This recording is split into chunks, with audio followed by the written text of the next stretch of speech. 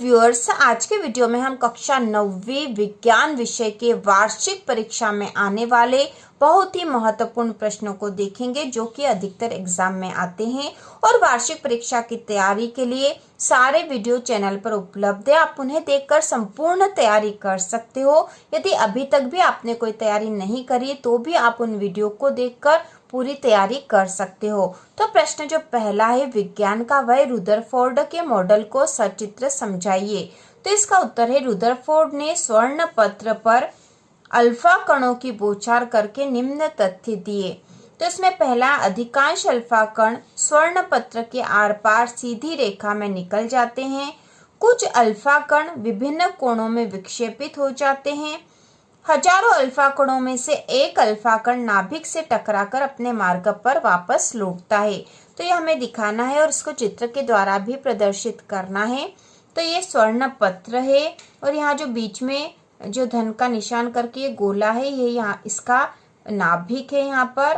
तो ये अल्फा कणों की जब बौछार होती है तो अल्फा कण इस प्रकार से इस स्वर्ण पत्र पर आते हैं। तो अधिकांश अल्फा कण जो है स्वर्ण पत्र के आर पार सीधी रेखा में निकल जाएंगे। ठीक है, अधिकांश जो है सीधी रेखा में निकल जाएंगे। कुछ अल्फा कण विभिन्न कोणों से विक्षेपित हो जाते हैं, जैसे यहाँ से विक्षेपित होकर इधर गया है। और हजारों अल्फा कणों में से एक अल्फा कण नाभिक से टकराकर अपने मार्ग से वापस लौट आता। तो एक कण जो होगा बहुत कम ऐसे होंगे जो नाभिक से टकराकर वापस लौटेंगे, क्योंकि किसी भी जो है इसका परमाणु का नाभिक जो है बहुत ही छोटा होता है, इसलिए कुछ अल्फा कण ही वापस अपने रास्ते पर इधर वापस आते हैं, बाकी अधिकांश तो इसके आर पार निकल जाते हैं। तो इस प्रकार हमें यह दिखाना है। इसके बाद हम देखेंगे उपरोक्त तथ्यों के आधार पर रुदरफोर्ड ने निम्न निष्कर्ष दिए। तो कितनी बार प्रश्न इस प्रकार भी आ जाता है कि रुदरफोर्ड के मॉडल के का जो निष्कर्ष निकला वो निष्कर्ष बताइए। तो हमें निष्कर्ष पता होना चाहिए। तो इसमें है, परमाणु के बीच का अधिकांश भाग खोखला एवं आवेशहीन है, जिसके कारण अधिकांश अल्फा कण स्वर्ण पत्र के आर पार निकल जाते हैं। तो परमाणु का जो अधिकांश भाग है खोखला होता है, आवेशहीन होता है, इसलिए अल्फा कण उसके आर पार निकल जाते हैं।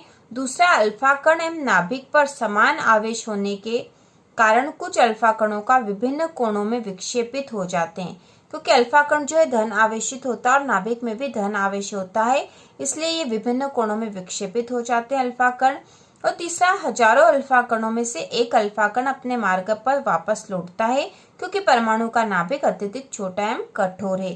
तो इस प्रकार से निष्कर्ष है। इसके बाद अगला प्रश्न है, लाइसोसोम को आत्मघाती थैली क्यों कहते हैं? लाइसोसोम को आत्मघाती थैली क्यों कहते हैं? तो इसका उत्तर है, कोशिकीय उपापचय में व्यवधान के कारण जब कोशिका मृत हो जाती है तो लाइसोसोम फट जाते हैं और एंजाइम अपनी ही कोशिकाओं को पचाने लगते हैं। ये एंजाइम बहुत शक्तिशाली पाचनकारी एंजाइम होते हैं, इसलिए लाइसोसोम को कोशिका की आत्मघाती थैली भी कहते हैं। लाइसोसोम को आत्मघाती थैली क्यों कहते हैं, एक बार फिर से हम इसका उत्तर देख के समझ लेंगे। लाइसोसोम को आत्मघाती थैली क्यों कहते हैं? तो इसका उत्तर है, कोशिकीय उपापचय में व्यवधान के कारण जब कोशिका मृत हो जाती है तो लाइसोसोम फट जाते हैं और एंजाइम अपनी ही कोशिकाओं को पचाने लगते हैं। ये एंजाइम बहुत शक्तिशाली पाचनकारी एंजाइम होते हैं, इसलिए लाइसोसोम को कोशिका की आत्मघाती थैली भी कहते हैं। इसके बाद जो अगला प्रश्न अधिकतर आता है वह है, कोशिका का बिजली घर पावर हाउस किस अंग को कहते हैं और क्यों? ठीक है, किस अंग को कहते हैं और क्यों? तो कोशिका का बिजली घर या पावर हाउस माइटोकॉन्ड्रिया को कहते हैं। और कितनी बार प्रश्न ऐसा आता कि माइटोकॉन्ड्रिया को कोशिका का पावर हाउस क्यों कहते हैं? तो हम इसका उत्तर लिखेंगे, माइटोकॉन्ड्रिया के अंदर उपस्थित एटीपी का फुल फॉर्म है एडिनोसिन ट्राइफॉस्फेट। ठीक है, एडिनोसिन ट्राइफॉस्फेट जीवन के लिए आवश्यक विभिन्न जैव रासायनिक क्रियाओं को संपन्न करने के लिए ऊर्जा प्रदान करते हैं। माइटोकॉन्ड्रिया के अंदर उपस्थित एटीपी एडिनोसिन ट्राइफॉस्फेट जीवन के लिए आवश्यक विभिन्न जैव रासायनिक क्रियाओं को संपन्न करने के लिए ऊर्जा प्रदान करते हैं, इसलिए माइटोकॉन्ड्रिया को कोशिका का बिजली घर कहा जाता है। इसके बाद अगला प्रश्न है, न्यूटन का गति संबंधी नियम लिखिए एवं सूत्र F बराबर a में व्युत्पन्न कीजिए। तो बहुत ही महत्वपूर्ण प्रश्न है, यह एग्जाम में आता ही है। तो न्यूटन का गति संबंधी द्वितीय नियम लिखना है और सूत्र F बराबर ma व्युत्पन्न करना है। तो इसका उत्तर होगा गति का द्वितीय नियम, किसी वस्तु के संवेग में परिवर्तन की दर वस्तु पर आरोपित असंतुलित बल के समानुपाती और वस्तु की दिशा में होती है। किसी वस्तु के संवेग में परिवर्तन की दर वस्तु पर आरोपित असंतुलित बल के समानुपाती और वस्तु की दिशा में होती है। ठीक है, संवेग में परिवर्तन की दर वस्तु पर आरोपित जो बल होता है उसके समानुपाती होती है और उसकी दिशा में होती है। समझ लेना चाहिए हमको यहाँ पर। माना m द्रव्यमान की कोई वस्तु u प्रारंभिक वेग से गतिशील है। इस पर असंतुलित बल F समय t लगाया जाता है, जिसके समय t तक लगाया जाता है, जिसके कारण इसका वेग v हो जाता है। ठीक है, तो m द्रव्यमान की कोई वस्तु है जिसका प्रारंभिक वेग जो है u है, उस पर कोई बल हम लगा रहे हैं F और t समय तक लगा रहे हैं, जिसके कारण उसका वेग v हो गया। क्योंकि प्रारंभिक वेग तो u था, लेकिन हमने बल लगाया, बल लगाने के कारण उसका वेग परिवर्तित हो गया और u से वो v हो गया है।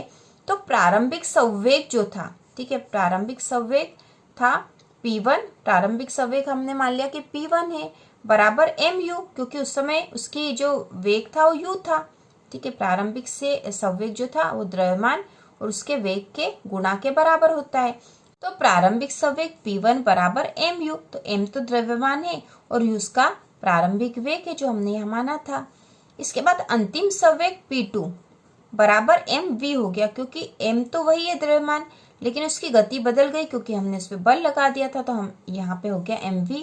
अब संवेग में परिवर्तन बराबर p2 माइनस p1। संवेग में जो परिवर्तन हुआ वो कितना हुआ होगा, तो जो p2 वाला संवेग है उसमें से p1 घटा देंगे तो हमें संवेग में परिवर्तन पता चल जाएगा, p2 ऋण p1।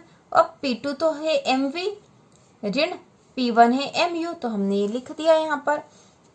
अब यहाँ पर हम कर देंगे दोनों जो m है, m कॉमन आ गया, v माइनस यू हो गया। ठीक है, m को कॉमन ले लिया और v माइनस यू बचा, वो लिख दिया है।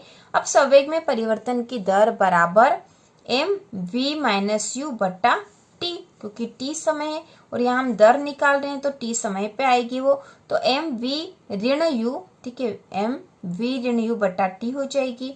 अब हमें पता है कि यहाँ पे v ऋण u बटा t होता a, ठीक है, त्वरण होता है यह, तो m इंटू a कर देंगे। v ऋण u बटा t के स्थान पर हम a लिख देंगे। तो द्वितीय नियम से संवेग परिवर्तन की दर बल के समानुपाती होती, क्योंकि हमें पता कि उसके बल के समानुपाती होती, तो यहाँ पे हो जाएगा F जो कि बल है बराबर ma। ठीक है, ma जो बल हो गया यहाँ पर। इसके बाद है F बराबर ma, इसके समानुपाती होती है, इसका मतलब हमने यहाँ कर दिया F बराबर ma, यह हम लिख सकते हैं। तो द्वितीय नियम से संवेग में परिवर्तन की दर बल के समानुपाती होती है, तो ये हो गया F बराबर ma। ठीक है, यहाँ ma हमने निकाल लिया था और द्वितीय नियम से हमने बोल दिया कि संवेग में परिवर्तन की दर जो है बल के समानुपाती होती है, तो यहाँ पे संवेग में परिवर्तन की दर की बजाय हमने F लिख दिया। F मतलब बल है, यहाँ फोर्स जो है ma के बराबर हो गया। इस प्रकार द्वितीय नियम हमने यहाँ पूरा कर दिया है। इस तरह से यदि आप करोगे तो आपको पूरे अंक प्राप्त होंगे। इसके बाद अगला प्रश्न है, कोशिका विभाजन क्या है, यह कितने प्रकार का होता है, समझाइए। तो इसका उत्तर होगा कोशिका विभाजन एक ऐसी प्रक्रिया है जिसमें एक कोशिका विभाजित होकर दो या दो से अधिक कोशिकाओं में विभाजित हो जाती है। कोशिका विभाजन जीवों की वृद्धि, विकास तथा मृत कोशिकाओं के पुनः निर्माण के लिए आवश्यक होता है। कोशिका विभाजन के प्रकार, तो कोशिका विभाजन के दो प्रकार है, समसूत्री कोशिका विभाजन और अर्धसूत्री कोशिका विभाजन। तो इसमें समसूत्री कोशिका विभाजन में हम लिखेंगे, समसूत्री कोशिका विभाजन में एक कोशिका विभाजित होकर दो पुत्री कोशिकाएं बनाती है। यह कोशिका विभाजन वृद्धि, विकास और मरम्मत के लिए आवश्यक है। यह विभाजन कायिक कोशिकाओं में होता है। दूसरा है अर्धसूत्री कोशिका विभाजन। यह विभाजन जनन कोशिकाओं में होता है। इसमें एक पैतृक कोशिका विभाजित होकर चार पुत्री कोशिकाएं बनाती है। इन पुत्री कोशिकाओं में गुणसूत्रों की संख्या पैतृक कोशिका की अपेक्षा आधी रह जाती है। तो इस प्रकार कोशिका विभाजन है और समसूत्री और अर्धसूत्री कोशिका विभाजन भी हम याद कर लेंगे। तो इस प्रकार से हमने विज्ञान के महत्वपूर्ण प्रश्न करे हैं।